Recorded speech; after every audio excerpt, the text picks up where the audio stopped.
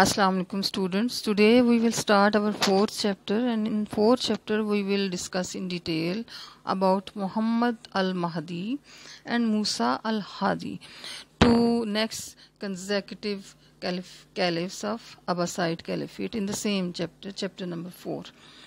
محمد المہدی جو ہیں 158 ہجری تا 169 ہجرہ تک ان کا دور خلافت ہے، اور موسیٰ الہادی کا 169 ہجرہ تا 170 ہجرہ تک ہے. اور ابتدا میں ہم محمد المہدی کی ابتدائی زندگی کے بارے میں ان ڈیٹیل پڑھیں گے. محمد المہدی کی ولادت 126 ہجری بمطابق 743 عیسوی میں اہواز کے ایک قصبہ ایرج میں ہوئی. اس کی کنیت ابو عبداللہ اور لقب مہدی تھا، المہدی، اور اس کی والدہ کا نام ام موسیٰ بن منصور حمیری تھا. اسے بچپن سے ہی لکھنے پڑھنے کا بے حد شوق تھا. خلیفہ منصور نے خالد برمکی کو اس کا اتالیق مقرر کیا. اتالیق جو ہے وہ استاد کو کہتے ہیں. اس نے اپنی والدہ اور جناب مبارک بن فضالہ جو ہے ان سے حدیث کی سماعت کی. 761 عیسوی میں جب اس کی ایج 18 ایئرس تھی تو منصور نے اس کی شادی اس کی کزن اریتا بنت ابو العباس الصفا اس سے کی. اور منصور کو ریتا جو تھی بہت پسند تھی، لیکن چونکہ وہ ظاہری شکل و صورت میں اتنی زیادہ حسین نہیں تھیں تو مہدی کو یہ کچھ خاص پسند نہیں تھی. لہٰذا یہ ہوا کہ جب اس کو موقع ملتا ہے تو وہ دوسری شادی سیکنڈ میرج جو وہ خیزرہ سے کرتا ہے، جو کہ بہت حسین تھی اور اس کے علاوہ بھی بہت ساری خوبیوں کی مالک تھی. اس سے اس کے 2 بیٹے ہوتے ہیں، ہادی اور ہارون الرشید، جن کے بارے میں ہم بعد میں ڈیٹیل سے پڑھیں گے. تو ابھی ہم محمد المہدی کے دور حکومت میں، دور خلافت میں ہونے والی جو اہم واقعات تھے یا اہم تحریکیں تھیں ان کے بارے میں ڈیٹیل میں ڈسکس کریں گے. تو اس میں سے ایک جو تحریک ہے وہ الحاد و زندقہ کی تحریک ہے. اسلامی عقائد سے انحراف اور سابقہ عجمی روایات نظریات کے احیاء کی تحریک یہ کوئی نئی نہیں تھی، لیکن خلیفہ مہدی کے زمانے میں اس کا نوٹس لیا گیا اور اس کا استحصال کرنے کی کوشش کی گئی. اس تحریک کا مختصر تعارف یہ ہے کہ ایرانیوں نے اپنے پرانے عقائد کو ہیلے بہانے سے پھیلانا شروع کر دیا تھا، اور عباسی تحریک کی حمایت کے بعد جو سیاسی اثر و رسوخ ان کو حاصل ہوا تھا اس کو انہوں نے اس مقصد کے لیے استعمال کیا. اور اس تحریک کو مجوسیوں کی پرانی کتاب زند کے نام پر زندقہ کہا گیا ہے. اب اس کے فروغ کے کیا اسباب تھے زندقہ تحریک کے؟ ایک تو یہ تھا کہ ایرانی قوم پرستی کے جذبات جو تھے وہ اس کی فروغ کا باعث بنے. ایران عربوں سے شکست کھا گئے تھے، لیکن ان میں سے مخلصین نے خلوص دل سے اسلام قبول کیا تھا، لیکن شاطر قسم کے جو لوگ تھے انہوں نے اسلام کا اقرار اسی طرح سے کیا تھا جیسے عبداللہ بن ابی نے نبی کریم صلی اللہ علیہ وآلہ وسلم کے مدینہ تشریف آوری پر مسلمان ہونے کا اعلان کیا تھا.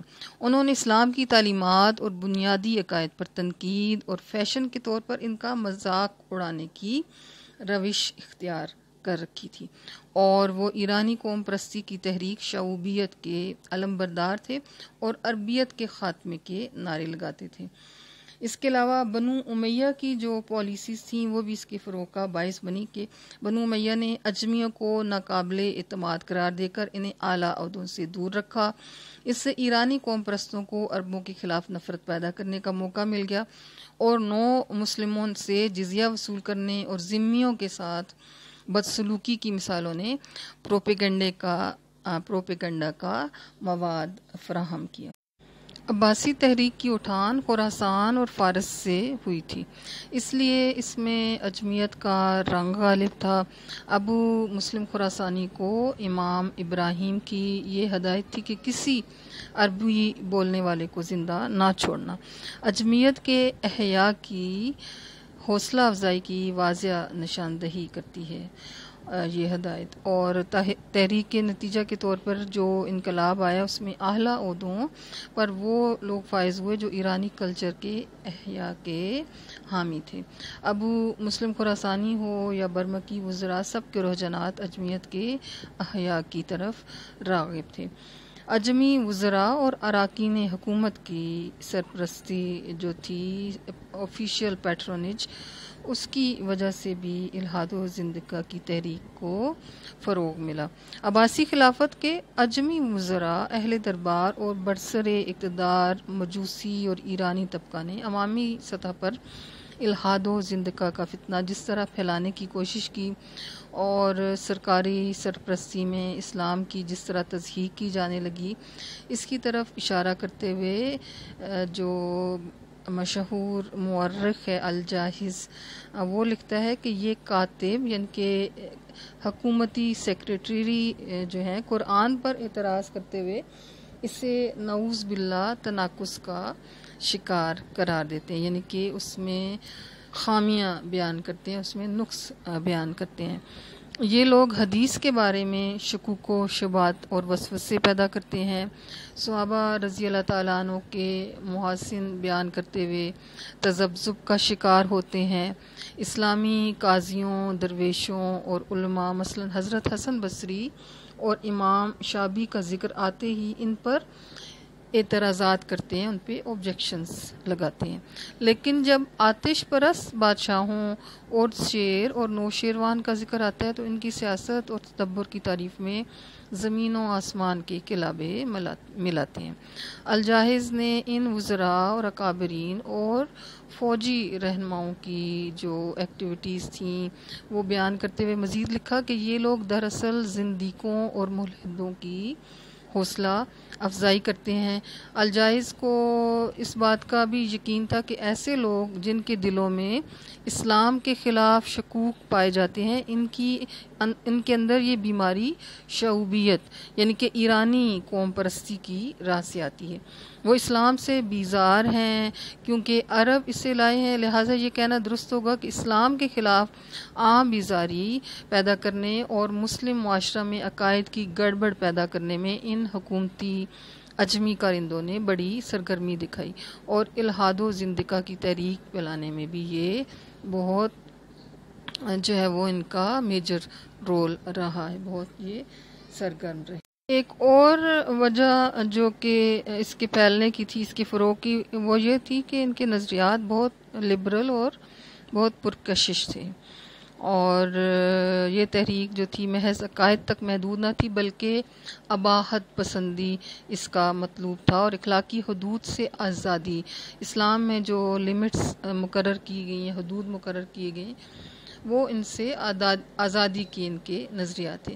اس کا بنیادی مقصد عوام میں یہ بات عام طور پر معروف تھی کہ شراب، زنا اور رشوت زندگی کے لوازمات ہیں، لہٰذا قلبی ایمان کے بغیر جو لوگ دل سے ایمان نہیں لائے تھے ان کے لیے، مسلمان ہونے والوں کے لیے، یعنی کہ جو بغیر قلبی تعلق کے اسلام کے دائرہ میں داخل ہو گئے تھے، ان کے لیے اب یہ تقویٰ کی جو حدود تھیں ان سے نجات پانے کے لیے ان لبرل نظریات میں بہت کشش تھی، لہٰذا بہت سارے ایسے لوگ جو کہ نیولی اسلام میں داخل ہوئے تھے، کنورٹ ہوئے تھے، اور اسلام کی جو حدود تھیں وہ ان کو بوجھ لگتی تھیں، وہ سب لوگ ان نظریات میں چونکہ بہت کشش تھی تو یہ اس تحریک کی طرف آگے۔ پھر اس کے علاوہ معنی اور مصدق کے خیالات کا احیاء، ان ملحدوں اور زندیقوں میں ایک گروہ ایسا تھا جو اسلامی حکومت کی موجودگی میں اسلامی معاشرہ کی بنیادوں کو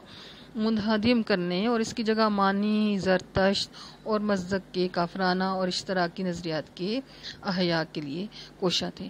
مصدق کے نظریات جو اشتمالیت پر مبنی تھے موجودہ اشتراکیت سے بھی زیادہ برے تھے، کیونکہ اس کے نزدیک زر، زن، زمین سب انسانوں کی مشترکہ ملکیت تھی، لہٰذا رشتہ ازدواج ان کے نزدیک ایک بے معنی شغل تھا۔ بہن، بھائی، زن اور شوہر وغیرہ جیسے پاکیزہ رشتوں کو ان کے نزدیک کوئی تقدس حاصل نہیں تھا، اور مرد بیک وقت کئی ایک عورتوں سے اور عورتیں بیک وقت کئی ایک مردوں سے جنسی تعلقات رکھ سکتی تھیں۔ پھر اس کے علاوہ بہت سارے جو قوم پرست شعراء اور ادباء تھے، ان کی کوششوں کی وجہ سے بھی اس تحریک کو فروغ ملا۔ بنو عباس کے عہد میں شعوبیوں اور مجوسیوں کے بڑے بڑے شعراء اور ادباء جو تھے وہ پیدا ہوئے، جو الحاد و زندقہ کی زبردست حامی تھے، مؤید تھے۔ انہوں نے بڑی بڑی کتب تحریر کر کے عربوں اور اسلام کی مذمت کرنے میں کوئی کسر اٹھا نہ رکھی۔ شعر و شاعری اور ادبیات کے نام پر ان لوگوں نے اپنے مشاہیر کے گن گانے شروع کر دیے۔ علم و ادب کے پردے میں بے حیائی، فسق و فجور، بے پردگی، زنا، شراب نوشی کو رواج دینے کی مہم چلائی گئی اور اللہ تعالیٰ کی قائم کردہ حدود کا مذاق اڑایا جانے لگا۔ اسی پر بس نہ تھی، ان نو مسلم مجوسیوں اور ایرانی شعوبیوں نے عربی ادب کی مذمت ہی نہیں کی، بلکہ قرآن کریم کی من مانی تعویلات کر کے، اپنے آپ سے اس کی غلط انٹرپریٹیشنز کر کے، ذخیرہ احادیث کے مقابلے میں ہزاروں من گھڑت جھوٹی احادیث لکھ کر نعوذ باللہ انہیں نبی کریم صلی اللہ علیہ وآلہ وسلم سے منسوب کر دیا۔ ایسے ہی ایک زندیق ابن ابی الابجار نے گرفتار ہونے کے بعد اقرار کیا کہ اکیلے اس نے 4000 جعلی احادیث وضع کیے، نعوذ باللہ۔ کوفہ کے گورنر نے اسے اس جرم میں سزائے موت دی۔ ایک اور شخص یونس بن ابی فروہ نے اسلام اور عرب کی مذمت میں ایک کتاب لکھ کر عیسائیوں اور کیسر روم کو پیش کر کے انعام و اکرام پایا۔ ان حالات میں خلیفہ مہدی کو ملحدوں اور زندیقوں کے خلاف جہاد کرنا پڑا۔ اس کے بعد محمرہ سرخ پوشوں کی کوشش، جرجان کا علاقہ زندیقوں کی سرگرمیوں کا خصوصی مرکز بن چکا تھا، وہاں پہ ان کی جو ایکٹیویٹیز تھیں وہ ان کا ایک سینٹر تھا۔ یہ لوگ بھی ملحدوں کی طرح اخلاقی بے روی، اخلاق باختگی، شراب، زنا اور ہر طرح کی انارکی پھیلانے کے مشتاق تھے، مینز کے خواہاں تھے، چاہتے تھے۔ اس میں ان کو اٹریکٹ کرتی تھی یہ ساری چیزیں، تو وہ اسلام اور اہل اسلام سے بہت نفرت کرتے تھے۔ وہ دراصل مصدق کے قائل تھے اور اس کے ملحدانہ اشتراکی نظریات پر مبنی معاشرہ کی تخلیق کے لیے کوشاں تھے۔ ابھی ہم نے پیچھے جو ہے وہ مصدق کے خیالات جو تھے وہ ڈسکس کیے، پڑھے ہیں۔ یہ لوگ اپنی شناخت کے لیے سرخ رنگ کا لباس پہنتے تھے، اس لیے محمر یعنی کہ سرخ پوش کہلاتے تھے۔ یہ لوگ مادر پدر آزادی اور زار، زن اور زمین کی اجتماعی ملکیت کے قائل تھے۔ وہ نکاح کے جواز کو بھی تسلیم نہیں کرتے تھے۔ رشتوں کا تقدس ان کے نزدیک فضول روایت تھی۔ وہ مرد و زن کے آزادانہ میل جول، اختلاط کے قائل تھے۔ حرام الحلال کی تمیز ان کے نزدیک ضروری نہیں تھی۔ اسٹوڈنٹس، اب ہم نے دیکھنا ہے کہ اس تحریک کا استیصال کیسے کیا گیا، اس کو ختم کیسے کیا گیا۔ تو خلیفہ مہدی نے اس خلاف دین و ایمان تحریک کا کلا کما کرنے کے لیے بہت سارے اسٹیپس لیے۔ اس میں علماء کی خدمات لیں اس نے۔ مہدی نے طبقہ علماء و فصلاء سے درخواست کی کہ وہ اسلامی عقائد و نظریات کی دفاع، فروغ اور ملحدوں اور زندیقوں کے کلا کما کے لیے اپنے علم کو بروئے کار لائیں اور ان دین و ایمان کے راہزنوں کی یادگوئی کا مدلل جواب دیں۔ اور چنانچہ علماء اور صلحائے وقت نے ان ملحدوں اور زندیقوں کی فتنہ اور اس کے فاسد نظریات کے بطلان کے لیے، مینز کہ اس کو جھوٹا قرار دینے کے لیے اپنی ساری توانائیاں صرف کی، اپنی ساری انرجی جو تھی وہ اس کے اوپر صرف کر دی۔ ان لوگوں کے پس پردہ جو عزائم تھے، جو ان کے سیکرٹ پلانز تھے، جو ان کے مخفی ارادے تھے، ان کو لوگوں کے سامنے لے کے آئے۔ عوام الناس کو، عام جو عوام تھی جو کہ اتنی زیادہ جن کو آگاہی نہیں تھی اس سلسلے میں، ان کو گمراہی اور اخلاق باختگی میں غرق ہو جانے سے بچانے کے لیے ہر جو پاسبل ایفرٹ تھی وہ انہوں نے کی، اور علماء نے چھوٹے چھوٹے رسائل لکھے، چھوٹی چھوٹی بکس لکھیں. اس کے علاوہ جہاں کہیں بھی پبلک پروسیشنز میں وہ واعظ کرتے تھے، تقاریر کرتے تھے، تو اس کے ذریعے معاشرہ میں ٹھہراؤ پیدا کر کے اس فتنہ کے استیصال کا حق ادا کر دیا. اس کے علاوہ شعبہ احتساب کا قیام بھی جو تھا وہ عمل میں لایا گیا اس تحریک کو ختم کرنے کے لیے. تو مہدی نے ایسے لوگوں کے محاسبہ کے لیے ایک مستقل احتساب کا محکمہ قائم کیا. یہ محکمہ ایسے جو مشتبہ اور مجرم ذہن کے لوگ جن پہ تھوڑا سا بھی کوئی شک ہوتا تھا ان پہ یہ کڑی نظر رکھتے تھے اور انہیں بر وقت سزائیں دی جاتی تھیں. یہ سب کچھ اس لیے ضروری تھا کہ اسلام میں ارتداد کی سزا کی باقاعدہ تلقین ہے. اور آپ کو اگر یاد ہو تو حضرت ابوبکر صدیق رضی اللہ تعالیٰ عنہ کے پیریڈ میں بھی فتنہ ارتداد جو تھا وہ اس نے سر اٹھایا تھا، اور آپ نے باقاعدہ ان لوگوں کے خلاف جنہوں نے زکوٰۃ دینے سے انکار کر دیا تھا، جنہوں نے نماز سے یعنی کہ اسلام کے جو بنیادی اراکین ہیں اور شعائر ہیں ان کی خلاف ورزی شروع کر دی تھی، ان کے خلاف باقاعدہ جو ہے وہ جہاد کیا گیا تھا. تو اس لیے جب کبھی بھی کسی بھی پیریڈ میں لوگ مرتد ہوتے ہیں یا نئے نئے عقائد گھڑ لیتے ہیں تو ان کے خلاف جہاد کرنا اس کی باقاعدہ اسلام میں سزا بھی کی تلقین ہے کہ ایسے لوگوں کو سزا دی جائے. اور بعض لوگوں کو خود مادی جو ہے وہ اریسٹ کر کے سزائے موت دیتا، وہ اس بارے میں بہت چوکنا تھا، اور ملک کے اساسی نظریہ اسلام سے انحراف یا غداری کی کوئی صورت اس کے لیے قابل قبول نہیں تھی. اس کے بروقت اقدامات کی بدولت الحاد و زندقہ کے جو پیروکار تھے، فالوور سے اور ان کے جو لیڈر سے وہ محتاط ہو گئے، اور بالآخر یہ فتنہ مکمل طور پر اپنی موت آپ مر گیا. اب ہم نے دیکھتے ہیں کہ مہدی نے ان لوگوں کے بارے میں وصیت کیا کی تھی.